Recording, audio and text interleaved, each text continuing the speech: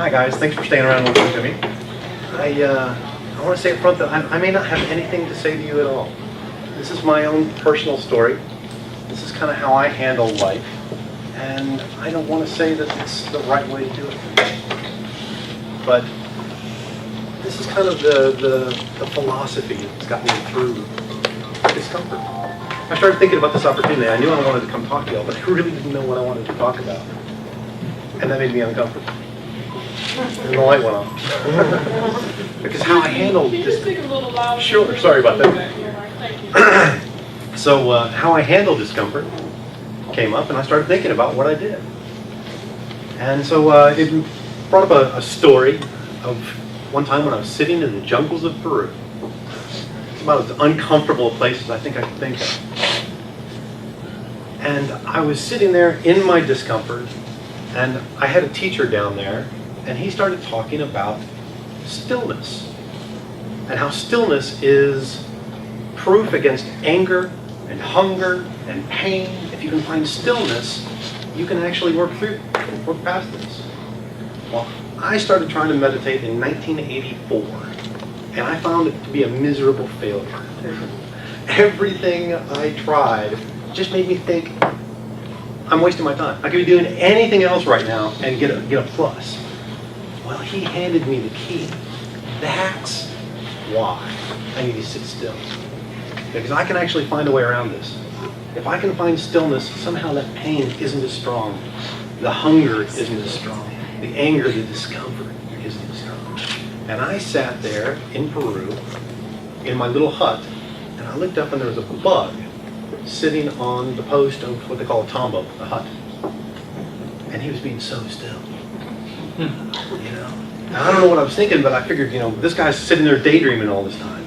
Well, he can't. He's got one shot at a meal. He can't possibly be daydreaming. He's being still. And I sat down next to that bug for the next several days, and I learned how to be still. And you know what? They were right. If you can find a way of being still, all of that hunger and all of that anger and all of that misery just isn't quite as strong. Now, I believe in discomfort. I think it's something that's important. I thought a few minutes ago when she was giving a talk, she asked if we never made another mistake. I was like, I don't want that life. If I'm not making mistakes, I'm not trying hard enough. And I make mistakes, and I make a bunch of them because I try really hard. So I think about what discomfort means to me. When I'm sitting and I'm comfortable, I'm on my porch, everything's nice, and something comes along and pries me out of my comfort zone. God, there's kicking and screaming and all kinds of things. I was so happy. I was so comfortable. But I don't learn when I'm comfortable. I'm trying to learn Spanish right now. I've been working for the last year on the phone app, Duolingo.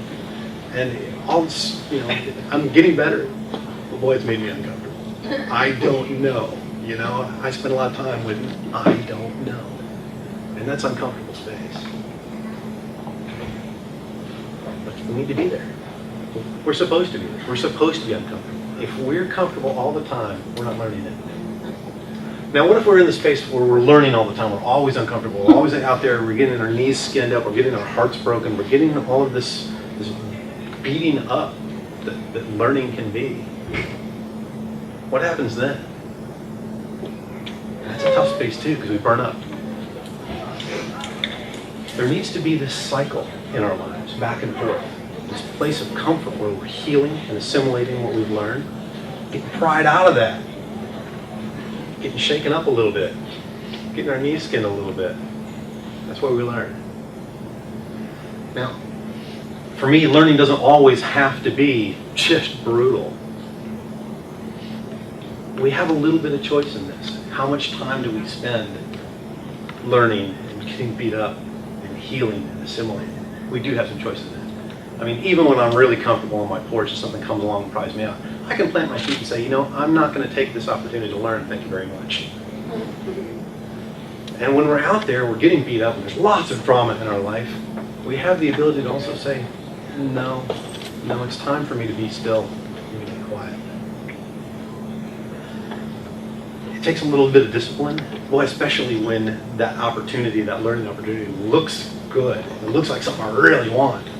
And sometimes it looks even easy, but sometimes it's a bridge too far. It's hard to say no to something like that. But that skill of saying, not right now, I need to be in my healing space. I need to be in my assimilating space. It's important. And when something comes along and says, how about this? Sometimes it's important to let go and say, all right, this is going to be uncomfortable. But step into that space. And I've found when I do that, being drug out of my comfort zone is a lot rougher than stepping out of it. So I'm like, a few years ago, I had a little double-wide trailer out in the woods north of town. And I came home just before Christmas to a house fire. I walked into the house and I didn't even know a fire had happened. I turned the light switch on, there was no power. So I dug around in the kitchen until I found the flashlight, and it didn't work. Found another one, and it didn't work. Finally turned one on and stuck it in my mouth, of course, because that's what we do with flashlights. I started walking through the house, and it just seemed so dark in there. And I walked into my living room, and everything was torn up. What, did a wild animal get loose in my living room? Have we been broken into? And the alarms are going off in the back of your head. Something really wrong is going on here. And it filters through and it says, we've had a fire. Crap, I better go check on the dogs. The dogs were fine. They had a doggy door and they went out. But our house had been virtually destroyed. And I walked into the house and couldn't even tell. You smell smoke, but out in the woods you smell smoke all the time. I sat down and I called my wife, Kim, told her we'd had a fire, and bless her heart, she teleported there. She was in town and she was there in minutes. What we didn't know at that point was something awful had happened. What we knew at that point was something amazing had happened. We had an opportunity to change this double-wide trailer that we had out in the woods and build the house we always wanted. Now, we'd been saving money. We were probably 3, 4, 5, 10 years out from building that house. Not anymore. The divine reached out and said, it's time. So we decided it was time to go see our counselor. Maybe, something tragic probably happened here. Went to our counselor, and our counselor looked at us and said, well, normally this is where I try and convince you that something good, that there's a silver lining in your house fire. With you, I got to teach you that there's a tragedy that occurred. And I'm glad she did, because it would have blindsided us. We spent the next 2 years building a house, all of our free time. Every evening, every weekend, we parked 2 years of our life to build this house. And I didn't know yet then how uncomfortable I was going to be for 2 years. But I wouldn't have the house that I've got today. I wouldn't have got those learning experiences that I got. I feel completely and totally empowered. I know what's inside every one of my walls.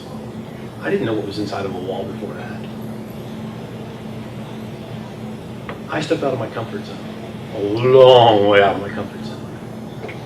And I was rewarded with something amazing. So, again, this is for me. I can't look in someone's face and say, you've lost a child. That's a learning experience. Good luck with that. That's not what I mean here. But how I have handled the tragedies in my life, the difficulties in my life, the discomfort in my life, has been this. What am I going to learn from this? This is what works for me. Your mileage may vary. When I'm uncomfortable, now the alarms go off in my head and they say, what am I about to learn? And that is a very, very different place to be able to step into that than be drugged, kicking and screaming through tragedy. If that's something that works for you all, I offer it as a means of a way of thinking. If it's not, I completely understand. But I truly hope that it is either an inspiration or a cautionary tale. But that's my perfect discomfort. It's where I learn, it's where I grow, it's why I'm here. It's why I came to this being, to this place, to learn and grow and continue. Anybody have any questions about my perfect discomfort?